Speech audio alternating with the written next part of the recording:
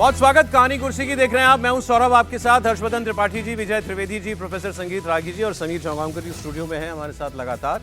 Trump हम पर sanction लगा रहे हैं। ट्रंप 60-70 बार कह चुके हैं मैंने युद्ध रुकवाया इंडिया और पाकिस्तान का, और झगड़ा उनका ये है कि हम उनको क्रेडिट नहीं दे रहे, नोबेल का नॉमिनेशन नहीं कर रहे हैं तो वो हमसे नाराज हैं। लेकिन हमारे देश में कुछ लोगों का ट्रंप से बड़ा प्यार है। ट्रंप ऐसे हमारे देश में व्यवसाय भी करते हैं, आपको पता है कि नहीं? हमारे देश में कई जगहों पर ट्रंप टावर भी बन रहे हैं। लेकिन तेलंगाना में तो कुछ अजीब ही हुआ। तेलंगाना के मुख्यमंत्री रेवंत रेड्डी ने हैदराबाद की एक सड़क का नाम डोनाल्ड ट्रंप के नाम पर कर दिया।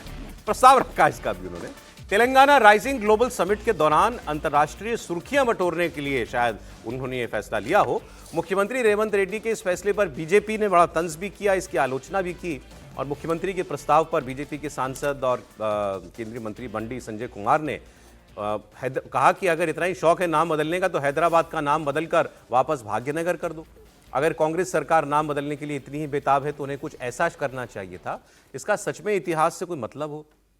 ये दुनिया में पहली बार हो रहा होगा किसी देश में मौजूदा अमेरिकी राष्ट्रपति के नाम पर किसी सड़क का नाम कर दिया। एक्चुअली जो वहां जो कॉन्सुलेट है अमेरिका का हैदराबाद में, उसको जो सड़क जाती है उसका नाम, या वहां जो वो जिस चौराहे से निकलती होगी, ट्रंप एवेन्यू करने का प्रस्ताव जो है वो मुख्यमंत्री रेवंत रेड्डी ने दिया है। अब ये बात जो है कुछ है हैरानी की, कुछ है अटपटी या नहीं? समीर जी। निश्चित रूप से मुझे लगता है कि भाई अगर कांग्रेस सरकार में तो नेहरू से सीधे ट्रंप पर पहुंच गए। भाई नेहरू, गांधी, राजीव गांधी, इंदिरा गांधी को छोड़ के अब सीधे ट्रंप के पास पहुंच गए रेवंत रेड्डी। तो कुछ तो करेक्शन होगा ट्रंप साहब के साथ इनका। और मुझे लगता है कि अब ट्रंप का जिस तरीके से व्यवहार है तो कहीं मुनीर तो नहीं बनना चाहते हैं भारत? दिन रात तो कांग्रेस राहुल गांधी वगैरह कोसते हैं मोदी जी को कि ट्रंप के सामने सरेंडर कर दिया। रेवंत रेड्डी कहीं भारत पे सड़क कर रहे हैं। रेवंत रेड्डी कहीं भारत का मुनीर तो नहीं बनना चाहते हैं? तो जिस तरीके से ट्रंप के लिए कि भाई राहुल गांधी तो कहते ही, जब वो कहते हैं कि भारत की इकोनॉमी डेड है तो राहुल गांधी कहती है देखिए ट्रंप ने कहा था भारत की इकोनॉमी डेड है। तो मुझे लग रहा है कि कुछ अब ट्रंप की तेलंगाना की हालात भी बहुत खराब है, आर्थिक रूप से बहुत कम पैसों की समस्या चल रही है। तो ट्रंप थोड़ी दे देगा नहीं, तो ट्रंप हो सकता है किसी IMF से या किसी से पैसा लेना होगा, किसी वर्ल्ड ऑर्गेनाइजेशन से पैसा लेना होगा। हो सकता है कि भाई ट्रंप का नाम रख देंगे तो ट्रंप के किसी व्यक्ति से बोल के कुछ पैसा करा लेंगे। ये बहुत आश्चर्यजनक है कि भाई रेवंत रेड्डी एक सड़क का नाम मतलब ट्रंप के नाम रख रहे हैं। रेवंत रेड्डी अपना काम निकालने के लिए किसी की भी तारीफ कर देते हैं, मोदी जी की भी तारीफ कर देते हैं कभी भी। बिल्कुल। लेकिन ट्रंप के नाम पे सड़क नहीं, ये ऐसा हो सकता है कि कॉन्सुलेट के साथ कोई बात हुई होगी वही इस प्रोजेक्ट पे काम, लेकिन वो इशू नहीं है। मैं तो कह रहा हूँ कि जो दोनों लोग हैं दोनों ने सेंट्रल लीडरशिप से बात नहीं की। रेवंत रेड्डी साहब ने भी डोनाल्ड ट्रंप एवेन्यू बनाने पर बात नहीं की। जो भी सेंट्रल लीडरशिप दिल्ली में होगी जिनसे वो बात करते होंगे, और जो बंडी संजय कुमार हैं उन्होंने भी बात नहीं की। वो ट्रंप का विरोध कर रहे हैं। एक बार बात तो कर लेते दिल्ली। ट्रंप को खैर ये है उनका बंडी संजय कुमार का, वो उन्होंने तो अपनी लोकल पॉलिटिक्स की नाम बदलना है तो हैदराबाद का नाम दोनों लोकल पॉलिटिक्स कर रहे हैं ना। नहीं, ट्रंप का विरोध ट्रंप पर क्या लोकल पॉलिटिक्स है सर? नहीं, ट्रंप पे कोई नहीं है, वो तो भाग्यनगर पर आ गए। और वो कॉन्सुलेट ने कोई प्रोजेक्ट होगा इनका तेलंगाना का, जिसमें कहा होगा कि भाई हम मदद कर देंगे। कुछ ऐसा होता है ना, देश की अलग अलग सरकारें। मुझे बोलना है और जरूरी बात याद दिलानी है। रेवंत रेड्डी मतलब सचमुच भाई साहब, आप क्या रेवंत गारू आप बदमाशी तो नहीं कर रहे हैं? क्योंकि आपने अडानी जी से 100 करोड़ ले लिया था, फिर आपको राहुल गांधी के दबाव में उसे वापस करना पड़ा था, तो अब लोग नाराज हैं। आप दावोस गए और गौतम अडानी और उनके बेटे के साथ आपने हस्ताक्षर किया था, दस्तखत किया था, और अब आप ट्रंप। तो क्या राहुल गांधी और रेवंत रेड्डी इनके बीच में सब ठीक है? मतलब सीरियस नोट पे कह रहा हूं। डोनाल्ड ट्रंप जिसको लेकर पूरी कांग्रेस राजनीति कर रही है, अडानी के साथ भी यही करती रही, और अब आप देखिए तो पहले गौतम अडानी और उनके बेटे के साथ ढेर सारे MOUs किए थे, कुछ 17-20 हजार करोड़ के, और उसके बाद फिर 100 करोड़ रुपया प्लेज किया, तो पहले ले भी लिया फिर मना किया राहुल गांधी के नाराज होने पर, और अब ट्रंप के नाम पर सड़क। मुझे अब भी यकीन नहीं हो रहा कि ट्रंप के नाम पर कोई मतलब मुख्यमंत्री कह सकता है कि सड़क बनेगी इन हालात में। वो ट्रंप साहब मुख्यमंत्री का प्रस्ताव है भाई। मैं इसीलिए तो कह रहा हूं कि ये थोड़ा सा, मैं इसीलिए कह रहा हूं सब ठीक है ना। हो सकता है आपकी बात सुनकर दिल्ली से उनको फोन जा, भाई क्या कर रहे हो तुम? ट्रंप साहब के लिए मैं एक लाइन वो कहने वाला था, वो अभी कह देता हूँ। वो बिल्कुल ठीक है कि दो लोगों में काफी देर से बहस हो रही थी, कि झगड़ा चल रहा था, तो जब तीसरा आदमी आया तब जाकर मारपीट शुरू हुई। मारपीट शुरू हुई तो वो ट्रंप साहब के लिए। अरे आगे एक खबर है और मजेदार आपको दिखा रहा हूं। आज कुछ अजीबोगरीब खबरें हैं हमारे पास। अफ्रीका में एक देश है बेनिन, मैंने नाम नहीं सुना था। लेकिन है देश। सर बेनिन भी गए होंगे, इन्होंने पूरी दुनिया देखी। वहां पर तख्ता पलट की एक नाकाम कोशिश हुई, लेकिन वीडियो बड़ा मजेदार है। इंटरेस्टिंग है इस वीडियो। सैनिकों का एक गुट जो है वो टीवी पर आ गया, वहां जो सरकारी राष्ट्रीय टीवी नेटवर्क होगा उसके दफ्तर में पहुंच गए और वहां स्टूडियो के अंदर दाखिल हो गए, इसी स्टूडियो जहां हम यहाँ खड़े हैं, और स्टूडियो में एंकर को हटाया, तुम हटो, हम बोलेंगे, और कि अब देश पर हमारी सत्ता है और हमारा ये राष्ट्रपति और सरकार चला गया, अब ये सत्ता हमारे हाथ में है। ये टीवी पर उन्होंने प्रसारित कर दिया अपना संदेश, और इसके बाद कुछ वक्त के लिए बेनिन में रेडियो और टीवी का प्रसारण बंद भी हो गया। अब राष्ट्रपति भवन के पास गोलियां सुनाई देने लगी, लगा कि कू हो गया, तख्ता पलट हो गया। लेकिन फिर दोबारा से टीवी रेडियो ऑन हुआ, और इसके बाद जो वहां के राष्ट्रपति थे पैट्रिक टेलॉन, वो टीवी पर आए और उन्होंने कहा कि हमारी सेना ने वफादारी दिखाते हुए बगावत करने वाले इन सैनिकों को खदेड़ दिया है। तो उन्होंने ये माना कि बगावत का प्रयास हुआ था, लेकिन असफल प्रयास था। वो टीवी पर जो बोल रहे थे, एक बार अगर हम वो सुना सकें। Communiqué numéro 2. Le comité militaire pour la refondation CMR, réuni ce jour dimanche 7 décembre 2025 à Cotonou, a délibéré et décidé ce qu'il suit. अब मैं एक सीरियस बात कहता हूं आपसे, ये तस्वीरें देख के हम हंस रहे हैं कि ऐसा भी होता है। ये आपके पड़ोस की हकीकत है, रियलिटी है। ये मुशर्रफ ने जब नवाज शरीफ को पकड़वाया था, जब नवाज शरीफ से इनकी झगड़ा हुआ था और तख्ता पलट मुशर्रफ ने किया था, तो टीवी पर आकर ही प्रेस कॉन्फ्रेंस में और टीवी पर आकर ही बयान दिया था और कहा था कि आज से मैं चलाऊंगा सत्ता, मार्शल लॉ डिक्लेयर कर दिया था। तो ये तो टीवी पर ही अनाउंसमेंट की जाती है। बांग्लादेश में यही होता है, बांग्लादेश में 2 बार तख्ता पलट हो चुका है। तो इंदिरा गांधी ने आपातकाल भी आकाशवाणी रेडियो पे बोला था, इंदिरा गांधी ने आपातकाल की भी ऐसी हाँ, मतलब लेकिन इन लोगों ने तैयारी से किया, ये लोग तैयारी से नहीं आए थे।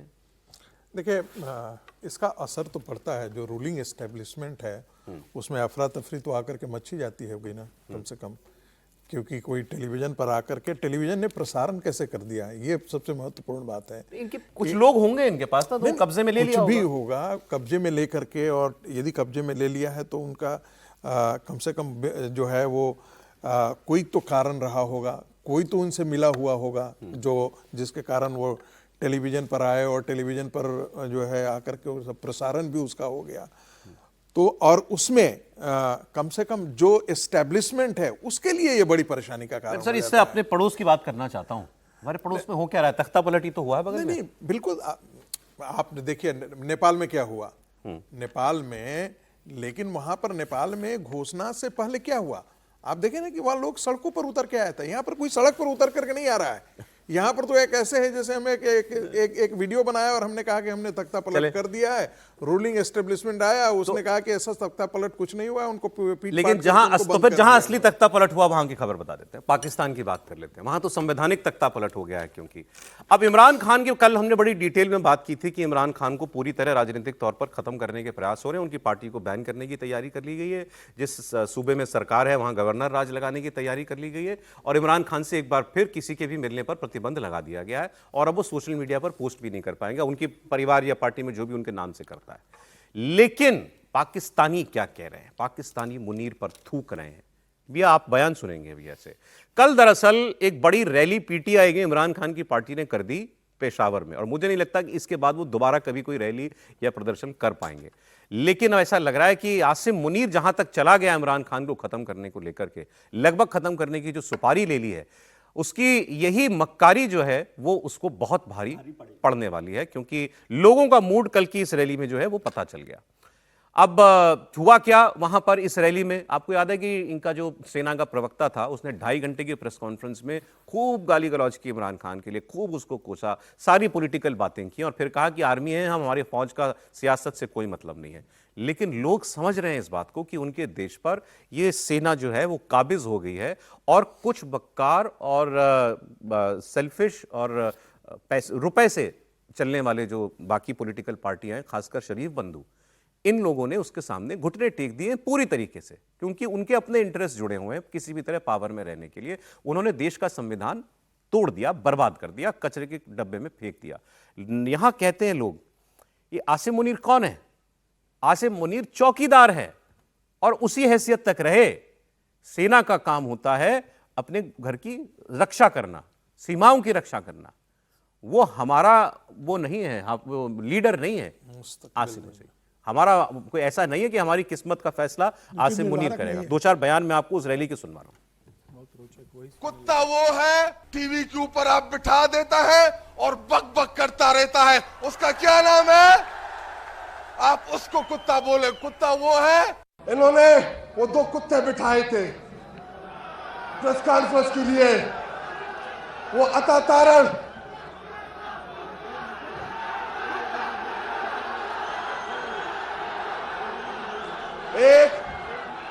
एक अता तारण और दूसरा ख्वाजा आसिफ। तुम्हारी औकात क्या है? ईस्ट इंडिया कंपनी की पालतू फौज, मुल्क बनाया कायदे आजम ने, तुम पालतू थे ईस्ट इंडिया कंपनी के, उनका खाते थे राशन, तो तुम्हारी ना कोई औकात तब थी ना अब है। ठीक है, बाजू तुम्हारे हमने देखे हुए हैं 1971 में, आपकी टांगे कांप गई आके, ओहो वो तो मोदी ने ना मिसाइल लगा दिए, ऐसे कांप रहे हैं, ऐसे मिसाइल लगा दिए, वो मार देंगे, वो 6 मिसाइल मार देंगे, ऐसे थी आपकी हालत। ये फौज ये बड़ा सा बड़ा आदमी है या छोटा से छोटा आदमी है, ये जो हमारा है ना चौकीदार है, हम उसको ड्यूटी दिया है। ठीक है, हमारा पैसे से ये चलता है। अगर इस तरह बात है, ये मुलाजिम है हमारा, सिक्योरिटी गार्ड है। अगर इस तरह नहीं है तो ये मर्जी करो, अब नहीं है दूसरा आदमी हम बिठाएगा, ये वो सही नहीं है तीसरा बिठाएगा, लेकिन मुल्क चलाने वाला बिठाएगा। ऐसा नहीं कि मुल्क का बेड़ा गर्क करे और जो मर्जी वो करे, इस तरह नहीं होगा, किसी अंजाम भी नहीं होगा। हम तो अपना खोपड़ी तोड़ने के लिए तैयार। हम पठान लोग हैं, हम लोग का दुश्मनी भी बहुत सख्त है, दोस्ती भी अच्छा है। दोस्ती तो 15 साल से अल्हम्दुलिल्लाह इमरान खान, तो इमरान खान का ख़त्म होना बहुत नामुमकिन बात है। वो वर्दी में एक वाकई जहनी मरीज बैठा था और जिसने सारी हदें पार कर दी। आप तो गर्मी और लगा रहे हैं, सारी हदें पार कर दी। और हम तो सुहेल अफरीदी से यही कहेंगे, आप भी खुल के जवाब दें। आज अब ये क्या कह रहे हैं, हम पठान हैं और आसिम मुनीर समझ ले वो हमारा मुलाजिम है। मतलब मुलाजिम मतलब हमारा नौकर है भाई, सरकारी नौकर है, हम जो कहेंगे वो करेगा, उल्टा नहीं होगा कि जो वो कहेगा वो देश में होगा। ये फिर बता दूं आपको, इमरान खान की पार्टी की कल पेशावर में रैली हुई, वहां पर मौजूद लोग कह रहे थे। लेकिन क्या इसको हम अगर पाकिस्तान के आम लोगों का जनरल सेंटीमेंट मान लें तो कुछ गलत तो नहीं कर रहे होंगे? बिल्कुल मोटे तौर पर ये सेंटीमेंट है, क्योंकि कार्यकर्ता ही पार्टी के जो है ना वो सड़क पर आते हैं, आम आदमी मोटे तौर पर नहीं आता। लेकिन जब बहुत बढ़ जाएगा तो वो आम आदमी भी आ जाएगा। और जिसका जिक्र आपको याद है, हमने उस दिन भी किया था कि जब वो संविधान में संशोधन किया था, मैंने कहा संविधान में बदलाव करने से कुछ नहीं होता, आवाम जो है ना, जनता जो है वो सबसे इंपॉर्टेंट है। तो जनता तो कह रही है नौकर है आसिम मुनीर। तो वो तो उनको समझ में ही आना चाहिए कि जनता नौकर है और वो बहुत दिन नहीं चलेगा, ये भारी पड़ने वाला ही है। आप लगातार देख रहे हैं पाकिस्तान में रोजाना सड़कों पर कुछ ना कुछ हो रहा है मुनीर के खिलाफ लगातार। और शहबाज और जो लोग हैं नवाज शरीफ साहब, उनको समझ में आ रहा है कि ये इसके खिलाफ है, इसलिए वो दोनों के बीच में एक बैलेंसिंग एक्ट में अपनी जो व्यवस्था है वो ठीक रहे, इसलिए वो आज मुनीर के साथ खड़े हुए दिखाई दे रहे हैं। बाकी कोई बात नहीं है, लेकिन पाकिस्तान मुनीर के खिलाफ लगातार उबल रहा है, इसको आप मानकर चलिए, बहुत दूर नहीं है। संविधान संशोधन से काम नहीं चलते, संविधान संशोधन का जिक्र बार बार हम लोग करते हैं कि इमरजेंसी में भी किया गया था, 6 साल का कर दिया था प्रधानमंत्री को, किसी 6 साल का क्या कर दिया था, लोकसभा के कार्यकाल 6 साल कर दिया गया था, और प्रधानमंत्री को, राष्ट्रपति को जुडिशियल उससे बाहर कर दिया गया था। लेकिन उससे हो गया क्या, 2 साल भी नहीं चला, 2 साल भी नहीं चला। तो आवाम जो है वो सबसे, और इसमें जो अभी आपने देखा शुरुआत में जो पहला बयान था कि वो कुत्ता वो है जो टीवी पे आके बोल रहा, किसके लिए कह रहे हैं ये? सेना के लेफ्टिनेंट जनरल के लिए, सर्विंग लेफ्टिनेंट। कोई सोच सकता है ये? हमारे लिए तो अनबिलीवेबल चीजें हैं ये, लेकिन पाकिस्तान में उनकी सेना के लिए ये है लोगों के मन की भावना। देखिए, पाकिस्तान की सेना ने अपने बॉर्डर तो सुरक्षित किया नहीं। जब भी हुआ, बात तो सिख ही कह रहा है कि 1971 में पीटा है, 1965 में पीटा गया, 1999 में पीटा, 1999 में पीटा। तो जो काम उसको करना था वो तो नहीं कर पाया। लेकिन मिलिट्री एस्टेब्लिशमेंट इतनी ज़्यादा ताकतवर हो गई है कि वो पॉलिटिकल एस्टेब्लिशमेंट पे वो किसी लायक छोड़ा ही नहीं है। पाकिस्तान की जनता यदि पाकिस्तान के लोगों ने जिनको चुन करके भेजा है, क्या वो अपने रिप्रेजेंटेटिव के पास जा सकते हैं कभी किसी काम के लिए? सेना का जनरल एडमिनिस्ट्रेशन में कितना हस्तक्षेप होगा इसकी हम कल्पना कर सकते हैं यहाँ से बैठे हुए। पूरा होगा। आप ये उनका कष्ट है। और दूसरी बात, उनको ये बात कहीं ना कहीं जो हम बार बार कहानी कुर्सी में कह रहे थे कि आखिर वहां पर सिविल सोसाइटी है क्या, बची हुई है क्या? वहां के लोग नौजवान क्या बचे हुए हैं क्या, उनमें कोई मादा है क्या कि वो अपने देश में एक सिविल पॉलिटिकल डेमोक्रेसी को खड़ा करने के लिए विजय जी का वो कहना है लड़ाई कि देर सवेर लोगों का ये जो गुस्सा है अपनी सेना के प्रति, ये मजबूर करेगा मुनीर को हटने के लिए। देखिए दो ही रास्ता है मिलिट्री, यहां से दो ही रास्ता बताया, मिलिट्री डिक्टेटरशिप या वो मिलिट्री डिक्टेटरशिप जिसे उखाड़ करके पाकिस्तान की जनता फेंक ठीक है। देगी। अब मैं एक आपको और बयान सुनाता हूं। ये जो सेना ने, पाकिस्तान की सेना ने इमरान खान पर प्रेस कॉन्फ्रेंस की थी, उसका ऑफिशियल जवाब उनकी पार्टी की तरफ से दिया गया था। अब जिस आदमी की बात आप सुनेंगे, ये उनकी पार्टी के जनरल सेक्रेटरी, जिस सीनियर लीडर है। इस आदमी की मैंने सुना वो थोड़ा सा हिस्सा, तो मुझे बहुत इंटरेस्टिंग लगा कि ये कैसे इन्होंने कहा क्या। इन्होंने कहा कि आपने हर मोर्चे पर तो युद्ध छेड़ रखा है, उधर अफगानिस्तान से, इधर भारत से, इधर बलूचिस्तान में, इधर खैबर पख्तूनख्वा में, और जनता आपके साथ नहीं है, जनता इमरान खान के साथ है। तो वो खुल के वो कहते हैं, अपने आसिम मुनीर को कह रहे हैं कि तुम्हारे साथ लोग नहीं हैं, और लोग अगर किसी सेना के साथ ना हो तो वो कोई जंग नहीं जीत सकती। सुनिए। पीटीआई इस वक्त सबसे बड़ी ताकत है मुल्क की, जो मुल्क को फलाह की जानिब ले जा सकती है। मुल्क के अस्करी इदारों की सबसे बड़ी ताकत मैं कहूंगा पीटीआई है। कोई फौज जंग नहीं जीतती जब तक उसके साथ उस मुल्क के अवाम ना हो। इस मुल्क के अवाम की आवाज पीटीआई है, इमरान खान है। हमारे बगैर कोई जंग नहीं जीती जा सकती, पाकिस्तान के अवाम के बगैर कोई जंग नहीं जीती जा सकती। तो अब ये तो बड़ा खुल के कह रहे हैं, भाई तुम्हारे साथ लोग ही नहीं है, तुम जंग क्या लड़ोगे? और जनता जिसके साथ नहीं, जिस फौज के साथ नहीं, वो क्या किसी दूसरी फौज से जाकर टक्कर लेगा? त्रिपाठी जी, जनता साथ नहीं, इसीलिए तो टक्कर लेने की बात कर रहे हैं। अगर जनता साथ होती तो उनको ये आवश्यकता थोड़ी ना होती कि वो लड़ाई लड़ने की बात करते। और पीटीआई की मुश्किलें दूसरी है, ऐसा नहीं है। इमरान खान को जब अवसर मिला था तो उन्होंने बहुत कुछ किया भी था, लेकिन वो भी तो दूसरी तरह से चल रहे थे ना, वो चीन के साथ चल के अपनी सारी रणनीति बना रहे थे। लेकिन फिर भी ये कहा जा सकता है कि पाकिस्तान में अगर कोई एक नेता है जिसके ऊपर वहां की आवाम का भरोसा है, वहां की जनता का भरोसा है, तो वो इमरान खान है। असीम मुनीर जो कर रहे हैं वो गहरे गड्ढे में जा रहे हैं, उनको अभी शायद अंदाजा नहीं लग रहा है। वो ठीक ऐसे ही है जैसे दलदल में जब आप हाथ पांव मारते हैं, जितनी तेज हाथ पांव मारते हैं उतनी जल्दी आप दलदल में जाते हैं। दलदल से निकलने का तरीका यही कि आराम से धीरे धीरे निकल जाइए। असीम मुनीर उल्टा काम कर रहे हैं। जब आप इस तरह का दबाव बना रहे हैं, और जिसकी चर्चा हम लोग कई बार कर चुके हैं कि क्या अलग अलग जो डर का ट्रायंगल है उसमें अलग से एक डर हो गया, क्या शरीफ ब्रदर्स को डर लगने लगा है इमरान खान से ज्यादा, तो क्या कोई पॉलिटिकल सेटलमेंट भी हो सकता है? असीम मुनीर उसी तरफ बढ़ रहे हैं। और अगर जनता इमरान खान से सेटलमेंट करने के क्यों, अंत में अगर ये हो जाए तो पॉलिटिकल पार्टीज के बीच क्या दिक्कत है? 73-74 साल के वो तैयार नहीं है ना, ऐसा कहा जाता है कि इमरान नहीं कॉम्प्रोमाइज, वो नहीं कॉम्प्रोमाइज करना, छवि का मसला होता है। लेकिन मान लीजिए कि ये लगे कि तानाशाह आ रहा है वर्दी पहन के, तो पॉलिटिकल एस्टेब्लिशमेंट की बात सुनती है। लेकिन क्या मुनीर इतनी जल्दी कमजोर हो जाएगा जैसा सर ने कहा कि ज्यादा लंबा नहीं टिकेगा ये? नहीं, अगर वो कमजोर नहीं होता तो आपको लगता है कि अब तक ये हो नहीं गया होता? अच्छा, असीम मुनीर कमजोर है।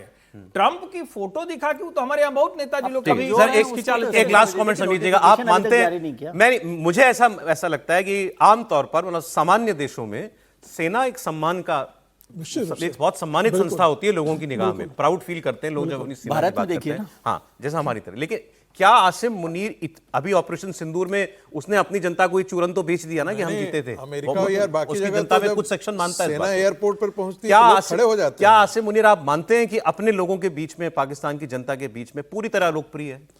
देखिए, पाकिस्तान जब से बना उसके बाद भी कोई भी सेना प्रमुख नहीं रहा जिसे सत्ता हासिल की और जनता के बीच में बहुत लोकप्रिय बना हो, कोई भी नहीं रहा। आप उनका इतिहास देख लीजिए। और जहां तक इनका प्रश्न है, मुझे लगता है आसिम मुनीर का, आसिम मुनीर ने तो भैया संविधान संशोधन करके वो पावरफुल बन गए। जनता का समर्थन नहीं है लेकिन सरकार उसके साथ है। पहले ऐसा होता था कि सरकार और सेना अलग अलग रहती थी, अब तो सरकार ने घुटने टेक दिए उसके सामने, सरकार उसकी मुट्ठी में, वो खुद सेना का सर्वोच्च कमांडर बन चुका है।